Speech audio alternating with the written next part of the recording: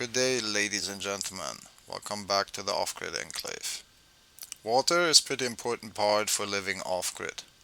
We will be having a look how I source my water, the requirements that are needed to keep it running during cold winters, and the further installations to make the water usable for humans. For that, we will be having a quick look at the filters and the inside installations. My source for drinking water is a well with a 48-meter deep hole. I used concrete construction rings to create a shaft for easy access to the well hole. The bottom of the shaft is laid out with about 10 centimeters of gravel stones. To protect from the elements, I used a simple metal sheet plate on top of the well. To stabilize the sheet metal plate against heavy winds, I put some stones on top of there. So far, this has been proven to be sufficient protection even in the strong autumn storms. As excess hedge for the well shaft, I used the OSB plate and cuffed it roughly into form. By now, the wolf dog found out there's some action in the garden and had to come over for investigations. On the inside of the well shaft, you can see that the isolation is roughly about on ground level. This will take a few seconds to unbuild, so bear with me. These are 5 cm thick styrofoam plates I cut roughly in shape and split in the middle for easy installation.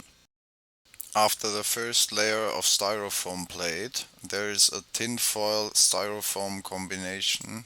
These are usually used in winter to keep the windows of cars free from ice. I use that because it gives a very good seal on the sides. After this, we have another layer of 5 cm styrofoam plates. Looking down the shaft, you can see the well hole and the piping has another layer of insulation tucked around them. Both the well hole and the piping is about 1.20 meters under ground level, so it should be sufficiently under the frost line. A few moments later. So we jumped into the shaft, and as you can see, it's a little bit claustrophobic down here. On the floor you can see the 10 cm compressed gravel, and on the sides the installation for the electrics. Around the pump block I again used the tinfoil combo. Give me a few seconds to get this thing out of the shaft. Under the tinfoil combo we have a very simple construction made out of styrofoam plates. They're all about 5 cm in thickness.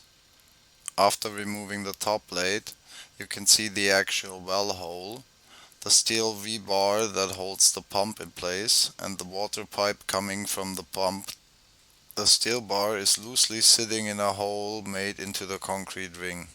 If it were to come loose, the steel bar is much longer than the diameter of the drill hole.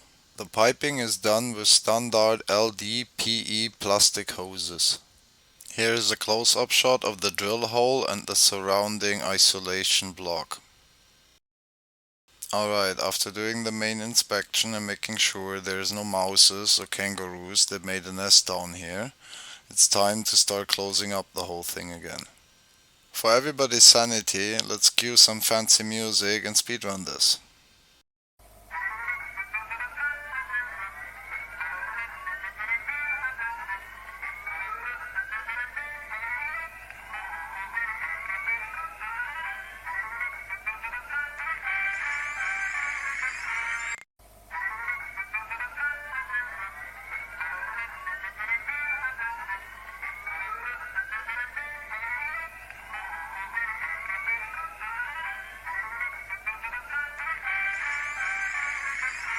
Alright, as we wrapped up the basics on the well side of the water system, up next is having a look at the filters and the rest of the water system.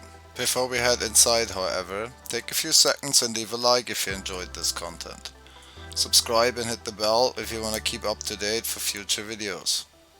If you have any questions, ideas, input or projects, don't be shy, hop on our Discord and say hello. I'll put a link down there in the description. A few moments later. We're inside now and we're looking at the first filter. This is a rough sediment filter. It will filter out sand and very rough sediment. You can see a valve installed on the in and out connection of the filter. This is necessary to stop the water flow when you want to clean the filter. As a fair warning, my filters have not been cleaned for about half year, so this is how they look just before the maintenance cycle. After the first filter, following the water line down, next thing is the pressure valve. This device acts as pump control. It will stop at 3 bars of pressure and start at 1 bar of pressure.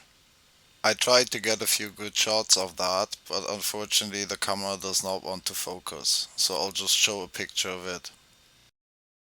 The big blue object is a pressure bulb. It has about 90 liters of storage and helps to reduce stress on the pump. Up next we have our fine particle filter. It has a mesh size of 5 micrometers. After this, one should expect crystal clear water. Right after that comes an active carbon filter to take out any chemicals or pesticides that might come with the water. It should be pointed out that these filters do not take out bacteria that might come with your groundwater.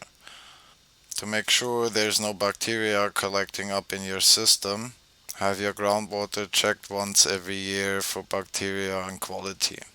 Also, you can flush the system with a chlorine tablet.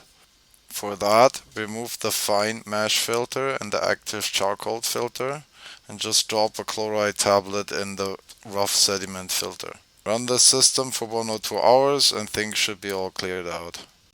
With this, we're done with the video. Enjoy your day and make it count.